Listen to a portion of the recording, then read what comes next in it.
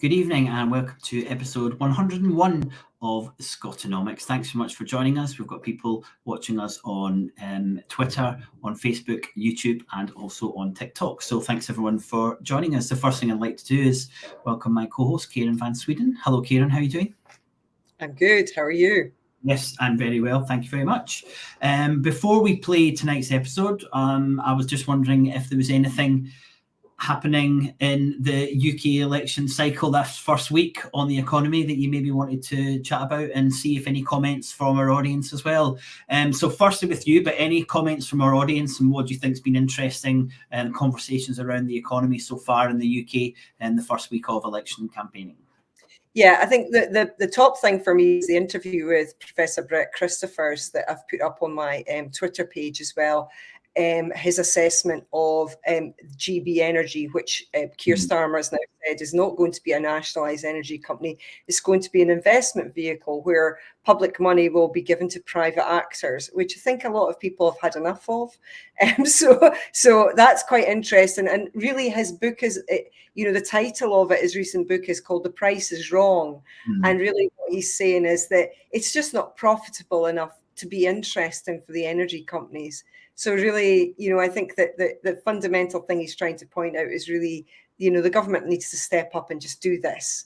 That has come across in the couple of interviews I've heard from as well. And I think the more questions we see asked about this GB Energy, the more is revealed and more it actually is. And this is just what's effectively known in kind of economics terms as de-risking. It's just the public sector de-risking the private sector and allowing another investment vehicle. I've seen people refer to it as another PFI, which seems to have all the hallmarks of that. The government is just not willing to spend its money to invest and thinks that it has to use someone else's money. So scared are this administration of the new, possibly Labour administration, of increasing the government spending, increasing the government debt. They seem to be shying away from absolutely everything. So that was a really interesting thing for you to pick up on. See if anyone wants to drop us a note on the anything that's floating your boat with the first week of discussions. We've got a really interesting interview with Danny. I did this myself. You were really busy, Karen, a few weeks ago. And originally we planned this as the 100th episode. So I said to Danny, thanks for joining us on our 100th episode. And then we were able to get Grace live and slot her in. So I said to Danny, it's the 100th, but it is the 101st, just in case you thought we made a bit of a mistake there. But we were absolutely delighted to get him. Danny is a former member of the MPC at the Bank of England. He discusses a little bit about that. We've actually got another half an hour that we're going to play later in the year where he talks at huge length about issues around the Treasury and how much he disliked it. We're kind of concentrating on this idea of well-being, and we have good conversations around GDP and what happens with the economy. Who is it that gets happier? Who is it that gets wealthier? So there's some wonderful insights from Danny, and he's done loads of research on this. I think he's done something like around 25 published papers on looking at happiness and well-being. So it's a really good interview, and it's only half an hour as well. So I really hope you enjoy it. Please drop any thoughts or comments into the whichever platform you're on, and we'll hopefully get to chat to them at the end. But I think you're going to really enjoy this episode. It's fantastic. I'll see you in about half an hour's time.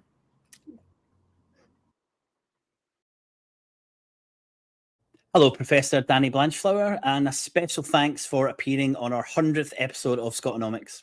Oh, 100. Good. Yes. Centenary celebration. Over the last few years, much of your research has focused on this concept of well-being. Could you outline what you mean when you talk about well-being? And also, I'm really interested to what made you look at this, because it's not where you would think a member of the MPC would naturally go. Well, I actually, you might think it is. I mean, if you go, well, a couple of things. The first thing, I was a person who worked on wages. And when you look at wages and how wages are determined, it's the same in Botswana, Scotland, Ireland, America, Peru. The same patterns occur in the data. So then I started to think about well-being. And in economics, we talk about utility, right? We think about why do we do economic activity? I mean, you can go back to Smith. Smith talks about raising the wealth of nations, but wealth in itself, it's not wealth in itself, it's what wealth does. And I also started to think, well, we don't, as a central bank, you care about inflation and unemployment and interest rates, but actually those are just intermediate goods. You care about well-being. And I was actually in Scotland last year for the tercentenary of Adam Smith's birth, and in the theory of moral sentiments, Smith starts out much before you get to the wealth of nations. He talks about people care about the well-being of others. The first 2 pages of the theory of moral sentiments are about well-being and the well-being of others. So I started to think about, maybe we should think about well-being. Maybe there's some evidence talking to people. I started to think about a couple of things. Consumer confidence data is also a measure of happiness in some ways. But the other thing I started to spend a lot of time with in my early work was actually about firms. And I used to start to think, well, there's actually a lot of economists spend their lives looking at business confidence surveys. They're called PMIs. They're called the Bank of England has agents that talk to businesses.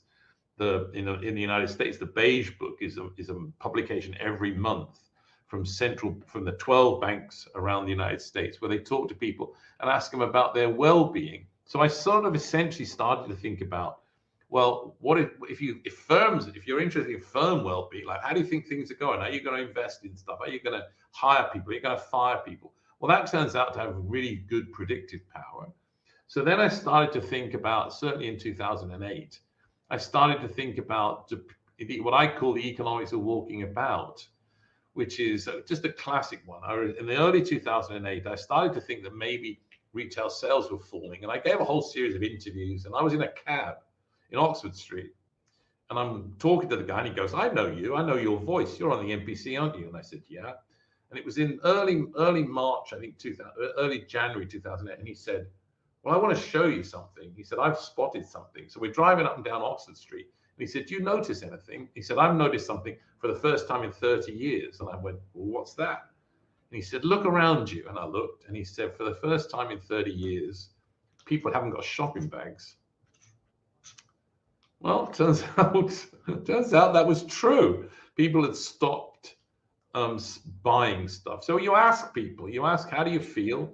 Yeah. Well, it turns out, so then I started to think about well-being like that. And then I started to think, well, okay, I remember my good pal John Abowd, famous economist, being chief economist at the Census Bureau, and said to me once, Danny, does this stuff have any predictive power? And the answer is, it turns out it does. So just to give you a couple of examples, if you ask, there's some experiments with students, you ask people, how happy are you on a scale of 1 to 10? And then you take their arm and you take a skin biopsy, and you can predict how fast the skin heals by how happy they were in the question you've asked. Another one, new recent work says if you take people at age 70 in the United States and ask them how happy they are, that predicts how long they're going to live for. That it literally predicts mortality. So that's the first thing. And so we start to think about, well, do these measures of well-being mean anything? Do they move as the cycle moves? Do they have predictive power? It turns out that these measures of consumer confidence predict rises and changes in unemployment. They predict things. So I've started to work a lot on that. And I started to think about, well, what impacts well-being? Well, it turns out, so something's seen in the newspaper the last few days. So apparently the Chancellor thinks that the unemployed are lazy and that benefits are too high. Well, that actually turns out to be absolute, complete, and total hogwash. On every single thing you ever see in any data file about unemployment or about well-being, unemployment makes people less happy. So if it was just lazy swines who decided unemployment's great, then you ought to see that it made them happy. Well, that's just there's a strong connection to suicide rates as well, isn't there, with unemployment, and ill health and obesity and acute array. About smoking and not establishing relationships, not getting married, all of that stuff. And so the idea, I mean, I tweeted about it. I thought it was one of the most stupid things I've ever heard. The reason that people are unemployed is they can't find a job. The jobs that are available are not at the skill set that they have. Maybe they're in Glasgow and they're looking for a job as a painter, and there's plenty of jobs painting in East London. Well, they don't have a house there. They don't have a mechanism of getting there.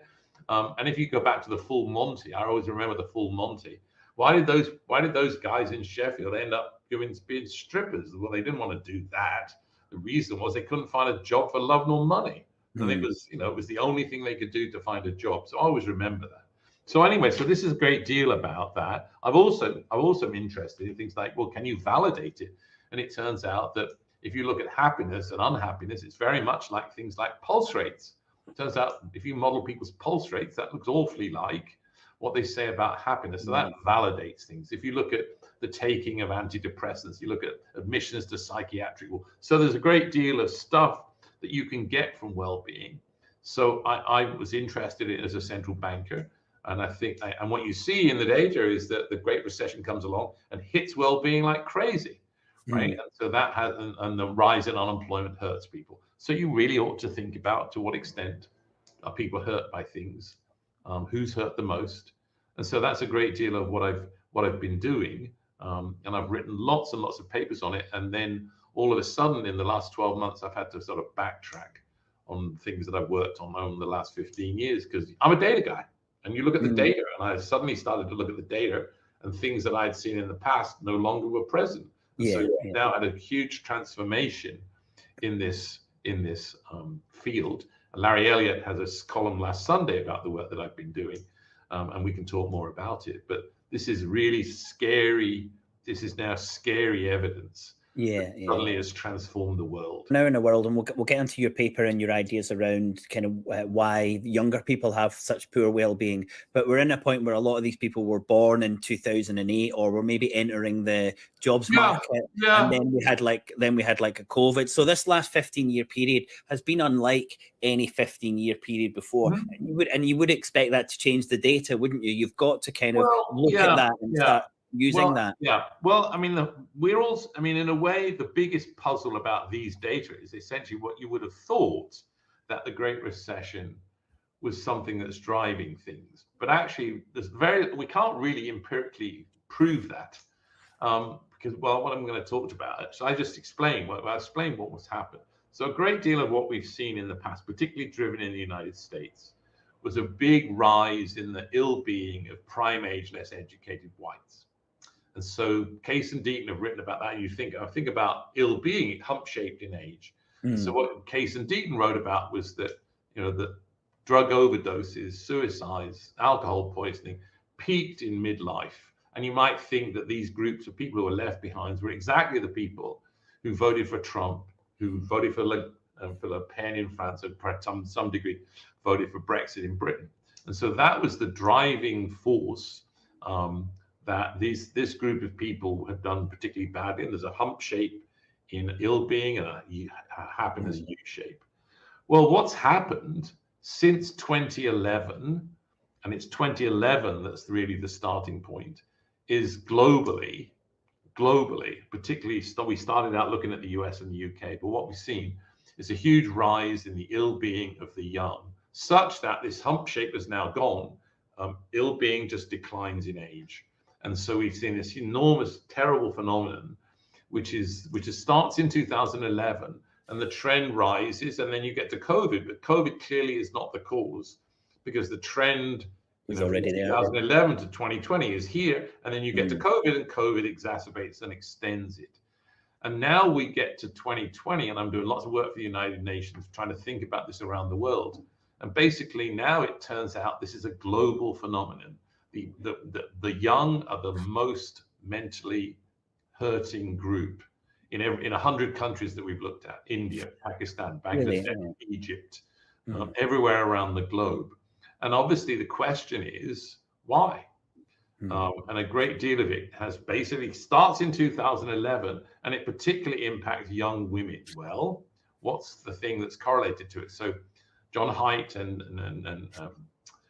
Jean Twenge have written a lot about, and I have too now. And their argument is that it's correlated with the rise in smartphones and internet usage. And you can show that the group whose unhappiness has risen the most is young women, and young women's use of the internet and smartphones exploded. And so the story is about this rising in internet usage and other things. And there's lots of thoughts about what you do in schools, and John Haidt has talked a lot about it, and the UK government's thought about it, and Governor of Florida has tried to. But the answer is that there are things that you can do in a school. But I'm a professor at Dartmouth and at Glasgow. And the question is, well, what do you do about that at Dartmouth? Can you ban cell phones? No. What are you going to do about it? How are you going to try and slow this thing down? And the world doesn't know the answer to that. You might in a school. The evidence in schools is that if you can take the cell phones away, people engage more, they bully less. This is a good move to do, but parents don't like this, and we can talk more about it. But I think we have the #1 global thing, which the United Nations is all over now. The #1 global problem that we have is that the well-being of people, of kids under 25, has collapsed. Yeah, well, that is all fascinating. The research that we wrote, all the stuff we did about I've got a paper where I talk about 650 published papers, talk about the midlife crisis, gone. The data simply think of the hump. There's the hump, and all that's happening on the left-hand side. The ill-being of the young has risen. And as I said, I thought it was about the US. Then I looked at the UK. Then I went to Australia, New Zealand. We've now looked in lots of other places: France, Germany, Italy, Spain, Norway, the Czech Republic. And then we started to look in other places. And as I say, I'm now at 100 countries, and there's basically, everywhere. So countries as diverse as Algeria, Nigeria, Pakistan, India, Egypt, Peru, Guatemala, everywhere, Canada. And so this is a new phenomenon. And the reality is we don't know what to do about it, but everywhere around globally. I've just got to go and give testimony next week to the California legislature, who are panicking. What are we going to do?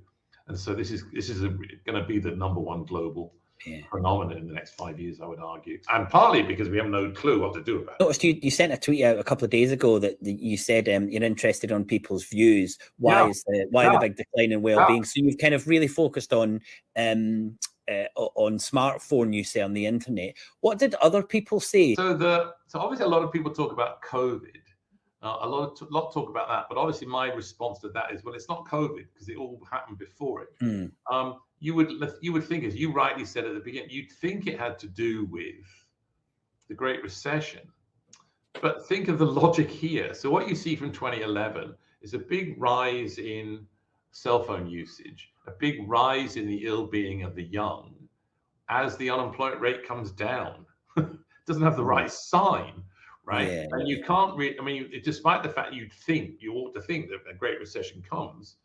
Well, maybe the removal of public services. But here's the thing, which is pretty hard for me.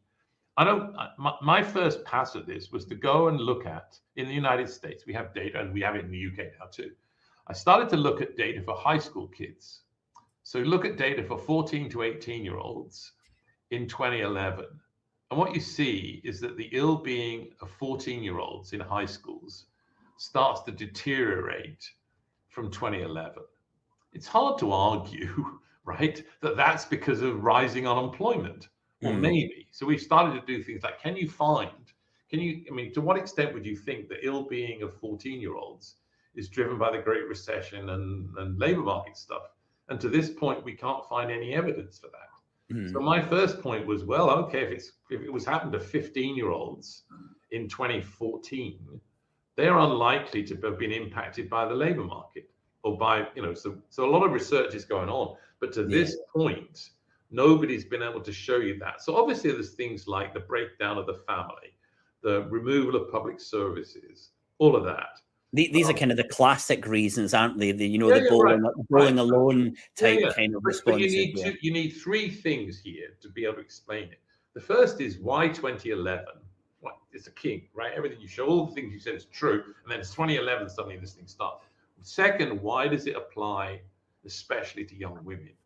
Roughly the story is it applies to young men, and the survey, the series run together, but it's always worse for young women. And then why is it everywhere? It can't be because of, it can't be, Osborne put in austerity in 2010. Well, how does that explain what happened in Pakistan, Algeria, and Peru? Right? So it can't be a US, UK centric thing. So in a sense, the story about why it goes back to cell phones is that you see the cell phone coverage in place. I've just been looking at data from the UN about things like the use of smartphones, where it turns out that smartphone usage in Africa pretty much in many African countries passes the US in 2010. And so we have to find something that's universal, something that particularly kinks from 2011, and something that applies especially for women. So there's been various people trying to argue about causality and all the rest of it. Yeah, but yeah. The problem is they have to come up with another explanation, right? If it isn't cell phones and it isn't smartphones, What is it? What is it?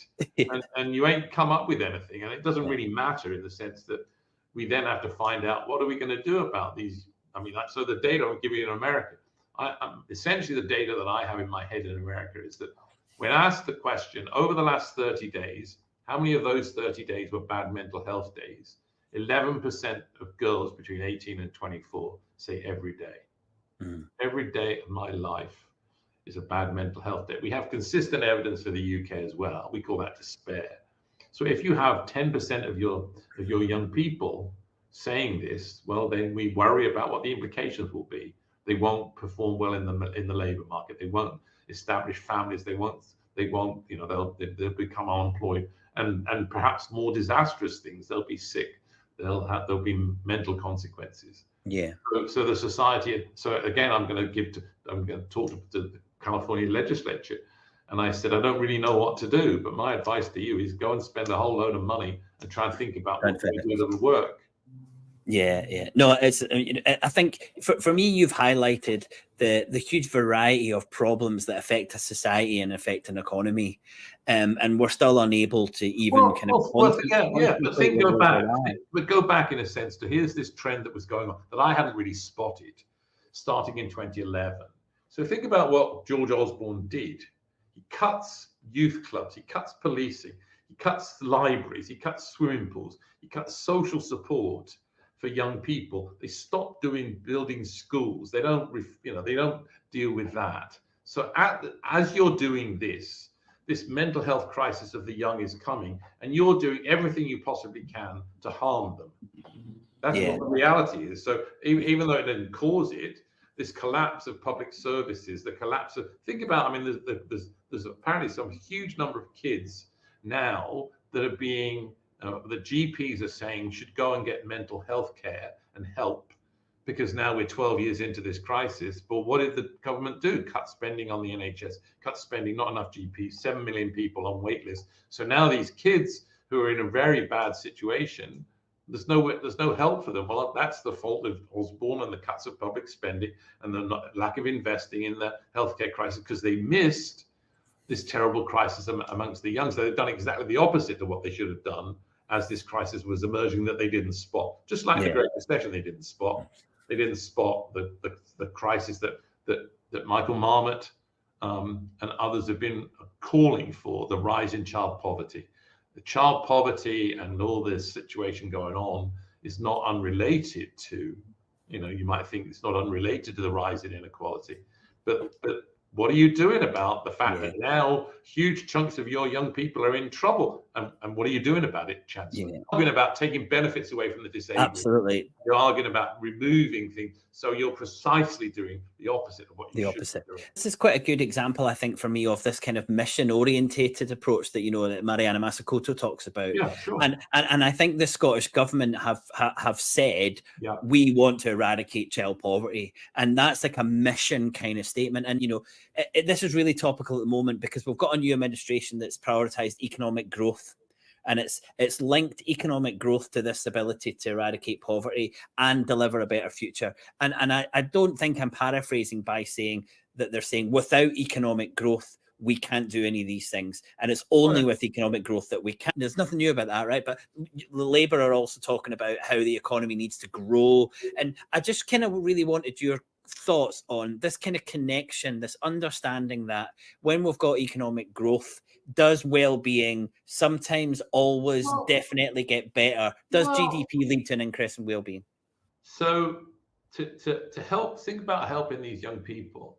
You say we can't really afford to spend money unless we've got more economic growth. But you haven't a clue, right? When Mariana tries to talk about, but we don't really know how to raise productivity. We don't really know why. For example, the French produce in 4 days what the British produce in 5. We don't really know the answer to that.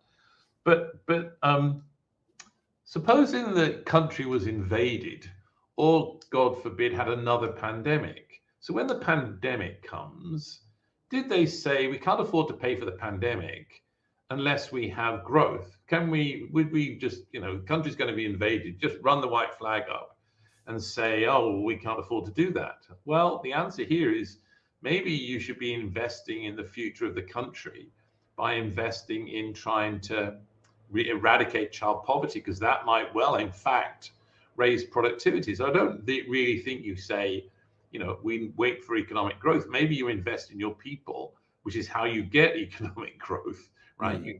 Think about how you would grow the economy here. You have all these people in inactivity. You have these young people who say they got long COVID, but maybe long COVID is nothing more than the ill-being of the young. It's just another way of saying it, right?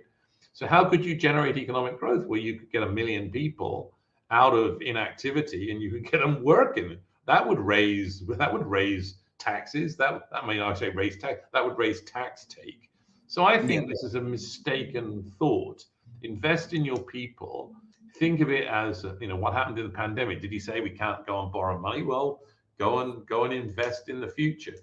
And not least because we don't exactly know the answer to those productivity questions. So I think the answer is get your people back to work, offer them real opportunities. And if you have to tax the rich, then you tax the rich. That's fine. Does economic growth lead to better well-being? The answer is not necessarily. So imagine the economy grows and the benefits of the growth go entirely to people in the City of London, say, right? Or to the benefits of growth go to the top 5% and they don't go to the rest. So actually distribution and inequality really matters here. We don't see an obvious connection between growth and well-being because distribution matters. Relative things matter, right?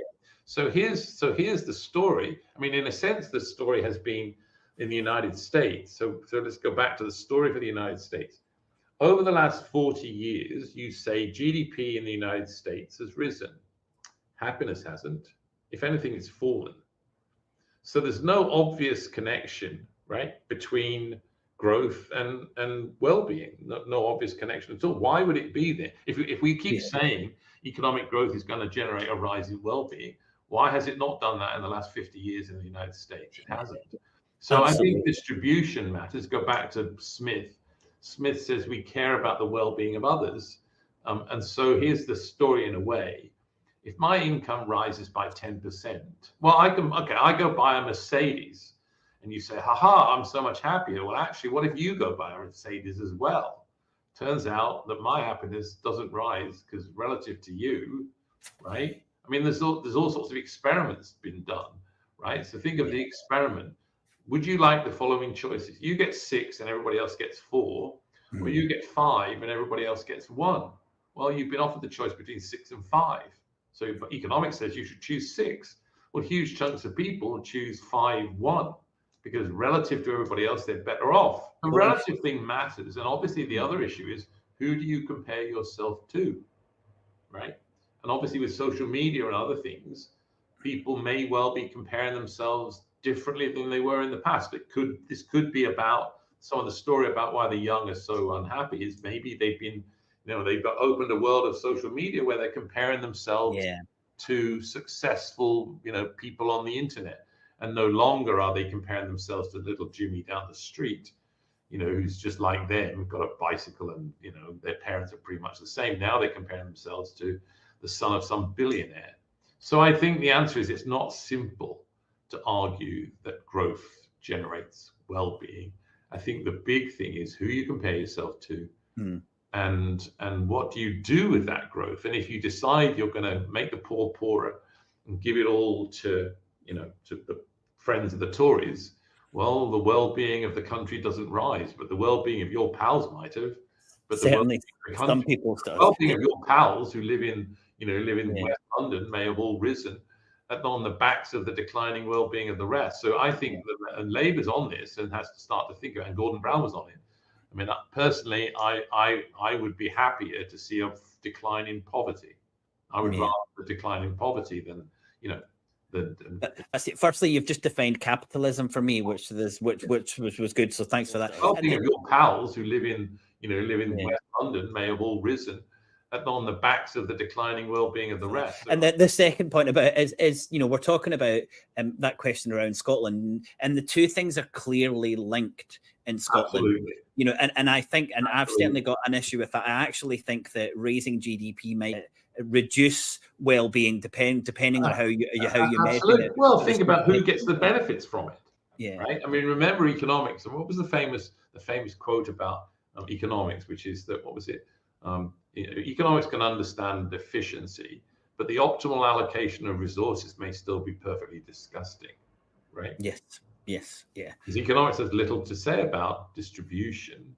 Yeah. And I think so. You know, if you think, well, would you? I mean, so the economy doesn't grow as much, but the health of the population rises. Down the road, that'll raise productivity, and you reduce child poverty, and you remove the wait list from 7 million to 400. Right. So would the country feel better off if that happened? I suspect it would. If you have the choice, they'll get rid of child poverty and remove the wait list on the health sector, will invest in those things. Would the country's well-being be better than simply a burst for growth where you have free ports? And, you know, I suspect if the public was given that choice, they'd choose the former, not the latter. I would. You mentioned about this investing in the future to reduce reduce waiting lists and all of that. But I know you'll be aware that the Scottish government has hardly any borrowing powers, and it's not a currency issuing government, so it can't create currency and spend it. It actually has less borrowing powers than one of the local authorities in Scotland, if you can believe that. So if you're advising the Scottish government and you're saying to them, the new economic secretary comes to you and says, I'm going to push for 2% GDP growth every year over the next decade.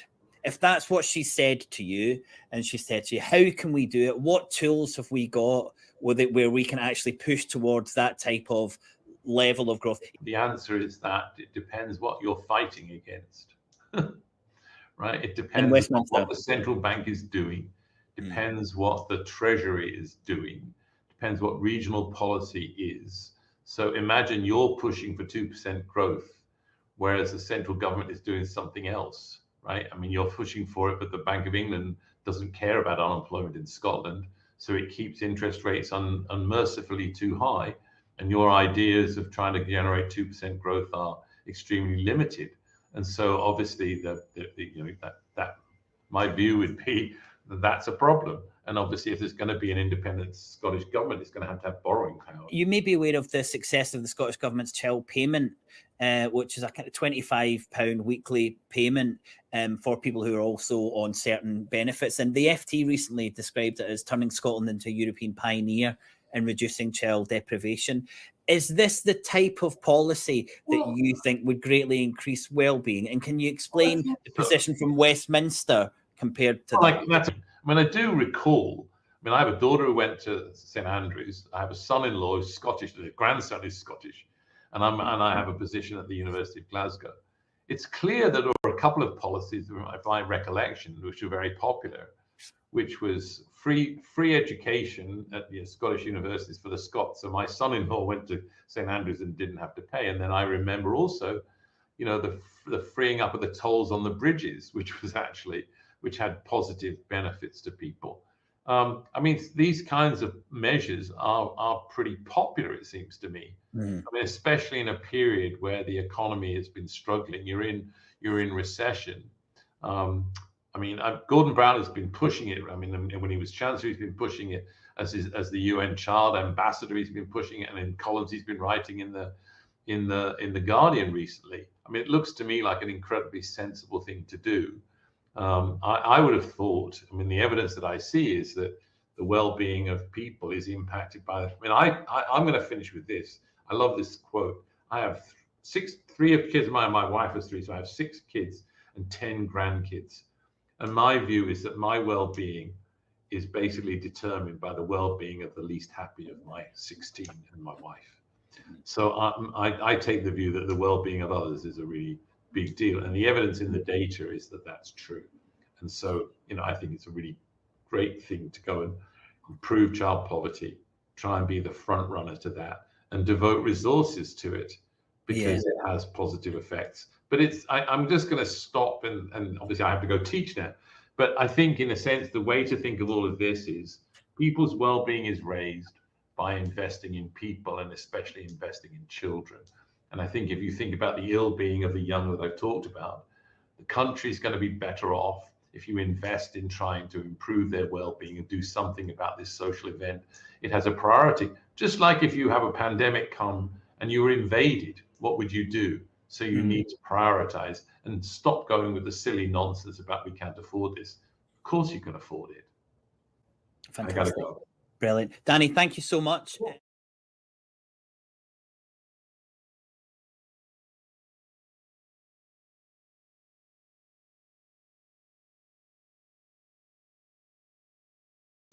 I thought that was a wonderful way for Danny to finish there. Just, you know, Danny is a fairly, what you would call a mainstream economist, but one of those people a bit like, you know, Mark Blythe, who we kind of, you know, is on the, is you could kind of describe as friendly, heterodox friendly.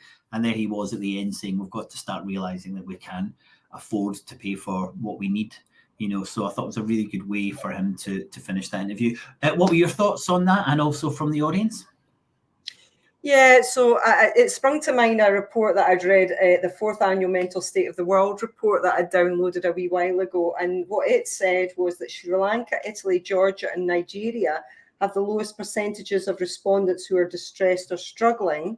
But Brazil, South Africa and the United Kingdom all show the greatest proportion of respondents who are distressed or struggling, ranging from 34 to 35%.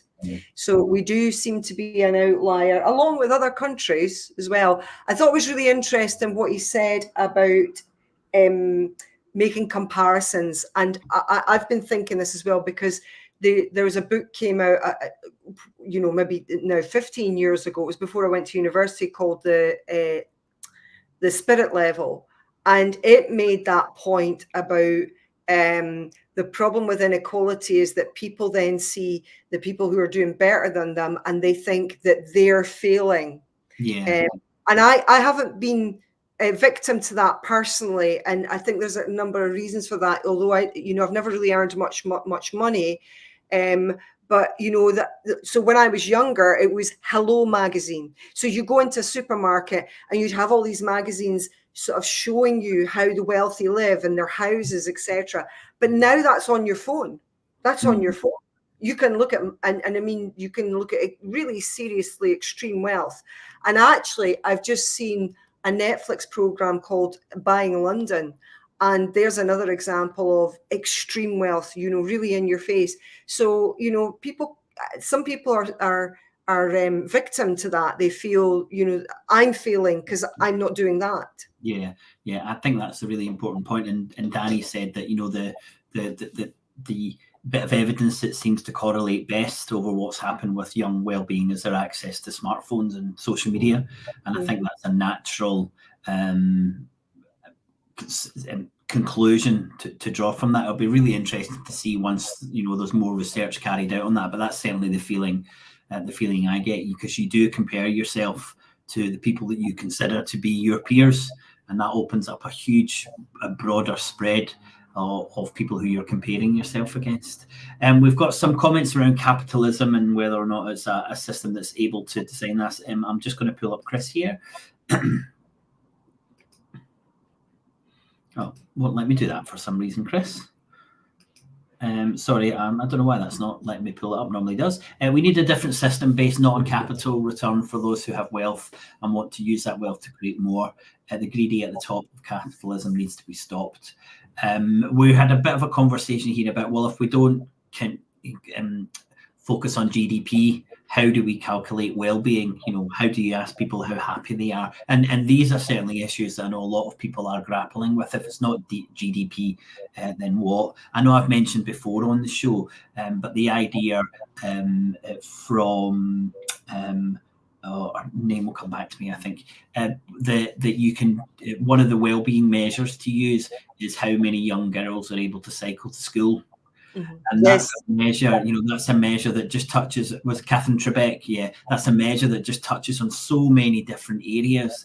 and we really start concentrating on the well-being of young girls and the safety, and you can just see how that kind of expands from that one well-being measure, so much more meaningful in so many ways than GDP. So there's a huge amount of other measures. I'm going to cover, I think, GDP in my final article tomorrow for the National from a very different perspective. Most people who are talking about against GDP will talk about, you know, it doesn't measure the things that it doesn't measure, and there's a common argument that's put across GDP. Well, I'm going to try and bring in a couple of different arguments to, I think, kind of firm up the reason why Scotland needs to move away from GB as our main way that we calculate happiness. And as I put in the quote, as I put in the chat here, and I'll just read it out. This is from a little article that I'm writing.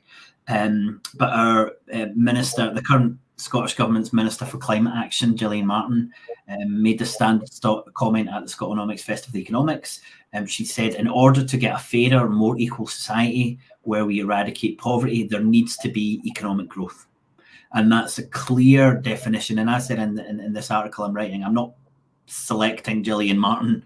She just happened to say that to you and I at the conference, but that could have been said by any minister or shadow minister. And what I've actually said is that actually, for a global north country like Scotland, more economic growth measured by GDP actually increases poverty, and it creates a less fair and a more unequal society. So Gillian Martin is seeing what she's looking at the solutions. She wants a fairer, more equal society, but she's choosing the wrong way to deliver that, which is increased GDP growth. And I think we have to highlight this to all of our policymakers, and hopefully if people agree or disagree, they can let me know in the comments. But these are the conversations I think we have to be pushing, that if you're for GDP, you have to justify it. You can't just say things like we've heard Rachel Reeves say, you know, that you can't just say we'll have economic growth and not be able to say, well, how will we have economic growth?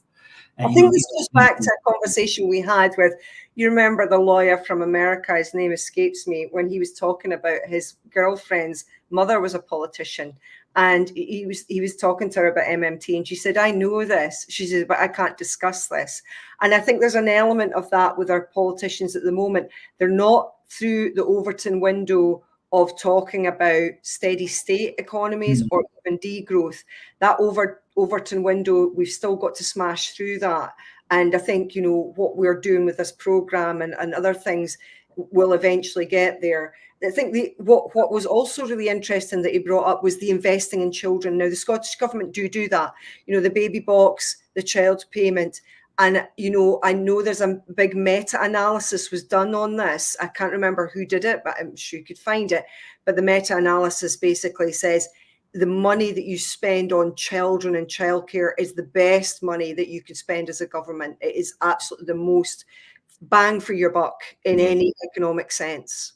Yeah, no, that's interesting. I'm sure that is the case. I did want to highlight that I said something very positive about the Scottish Government, because I got some criticism recently for not highlighting when they do things. And I think what they've done with the child payment is, as it said in the report that I read, you know, world leading, and it's had a huge impact. It's just a shame that we're in a position where we're not able to create currency to be able to do that or more of that. Well, thank you very much for joining us this evening. Next week, we're going to be joined by the leader of the Jimmy Reid Foundation.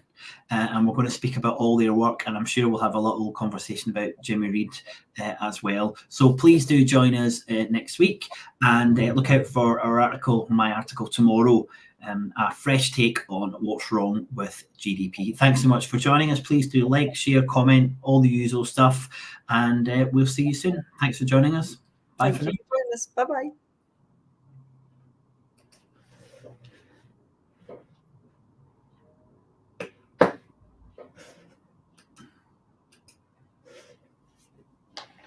Well, my computer's frozen. That's why I couldn't pull on any of the comments or anything like that. So we're still here. I'll just have to close down my computer, but I'll see you all again. Bye for now. Okay.